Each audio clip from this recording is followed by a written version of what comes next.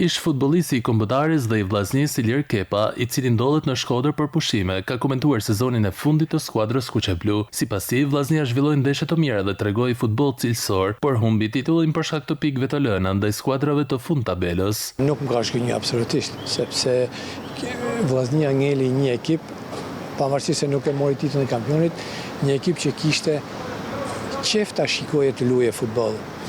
Vllaznia u humbi kampionatin, për mendimin tim, me 2 lojë kundër Flamurtarit dhe Ballshit. Ti kishte ato 6 pikë, domethënë ishin 2 ndeshje që nuk do t'i hupte, 6 pikë më shumë. Në play-for ai nuk do të kishte probleme sepse do të kishte pikë akoma shumë. Kepa ndalet edhe te zhvillimet e kësaj vere në klub, duke folur për merkaton dhe përgatitet për sezonin e ri. Kam lexuar ca artikuj.